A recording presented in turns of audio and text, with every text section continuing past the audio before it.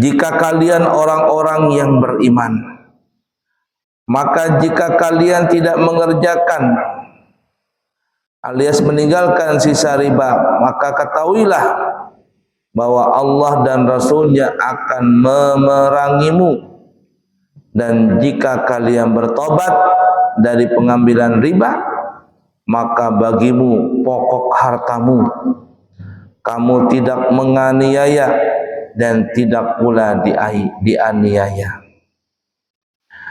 Di dalam ayat yang lain juga Allah menyebutkan, surah Al-Baqarah ayat 276. Yamhaqullahu riba wa yurbis sadaqat. Allah memusnahkan riba. Allah akan memusnahkan riba dan menyuburkan sedekah, alias memberikan keberuntungan, keberkahan kepada sedekah. Di dalam surah Ar-Rum ayat 39, Allah juga menerangkan tentang masalah riba. Wa ma ataitum mir ribal liyarbuwa fi amwalin nasi fala yarbu indallahi wa ma ataitum min zakatin turiduna wajhallah faulaika humul mud'ifun. Dan sesuatu riba tambahan yang kalian berikan agar dia bertambah pada harta manusia, maka riba itu tidak menambah sedikit pun pada sisi Allah. Dan apa yang kalian berikan kepada zakat, yang kalian maksudkan untuk mencapai keridhaan Allah, maka yang berbuat demikian itu adalah orang-orang yang melipat gandakan pahalanya di sisi Allah. Baik, itu ayat-ayat yang berkaitan tentang larangan riba. Jadi banyak ya tentang ayat larangan riba itu. Kemudian riba, kata ulama itu terbagi menjadi 4 bahagian. Riba itu terbagi menjadi 4. Nah, jadi kalau ada yang di sini berarti riba. Dan itu dilarang yang kita sebutkan tadi ayat-ayatnya. Yang pertama, kata ulama, ada namanya riba fadl, yaitu menukarkan 2 barang yang sejenis dengan tidak sama. Beras dengan beras umpama, yang berasnya 1 kilo bertukaran dengan beras yang 1,5 kilo.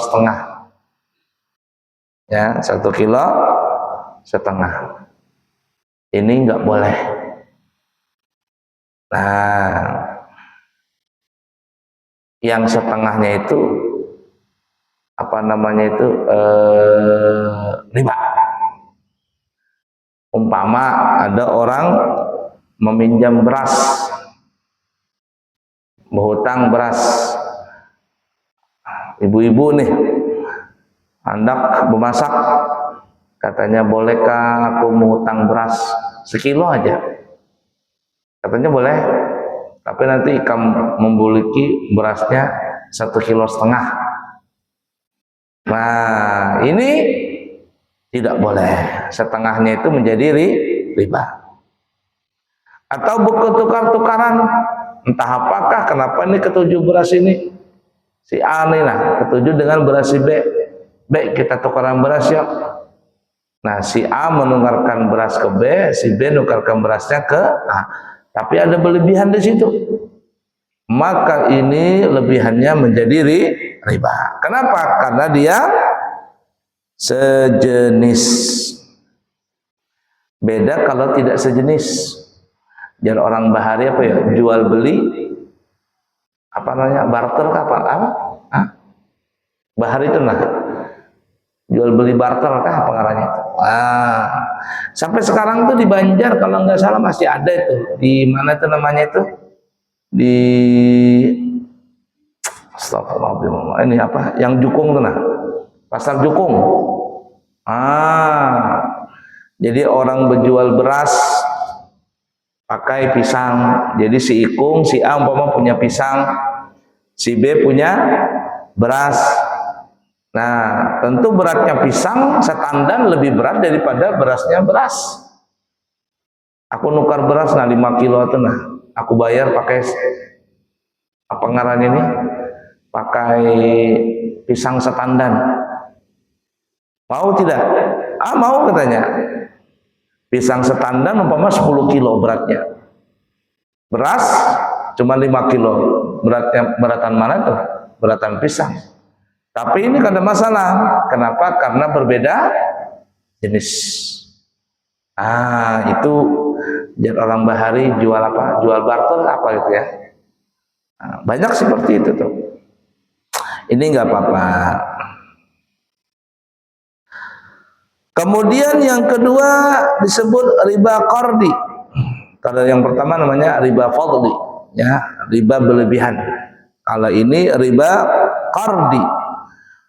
Bagaimana riba qardi? Nah, ini yang rancak nih.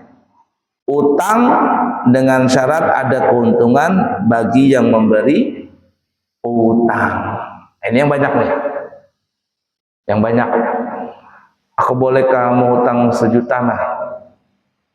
Aku nanti bayar minggu depan. Padahal aku duit. Kata yang bisi duit boleh. Tapi nanti kamu bayar 1.100.000. Disebut namanya riba qardi, riba hutang. Yang 100.000 itu yang riba. Yang 1 jutanya halal, yang 100.000-nya haram. Ini yang sering terjadi di masyarakat. Ya, itu riba namanya, yang 100.000 tadi. Kalau ada, nah ya, ada syarat. Syarat itu bahasa kita apa ya? Ada perjanjian. Baik dengan lisan, apalagi dengan tulisan. Ini tidak boleh. Tapi kalau tidak ada berjanji-janjian, itu nggak apa-apa. Contoh, ada orang minjam hutang, minjam duit. Bolehkah aku berhutang duit? Nah, 1 juta aja. Nanti minggu depan aku bayar. Kata yang punya uang, ini kayaknya insya Allah bayar aja nih. Kan terkadang tuh manusia itu ketika berhutang mau hanya membari maras. Membari maras apa itu? Melas-melas jar orang Jawa ya. Tapi ketika ditagih, sekalinya yang hutang ini nang kaya preman. Ditagih malah marah-marah. Nah, itu yang bahaya. Zaman sekarang banyak seperti itu. Nah, tapi kalau seandainya kita lihat nih orangnya bagus saja. Kita hutangi 1 juta. 1 minggu dia datang membayari hutang 1 juta. Lalu dia menambahi 100.000. Nah, aku ada rezeki kemarin aku berhutang kan 1 juta, aku berjualan itu ada untungnya Nah, 100.000. Ambil aja. Apakah riba ini? Jawabannya tidak riba. Kenapa? Karena waktu akad pertama tidak ada perjanjian.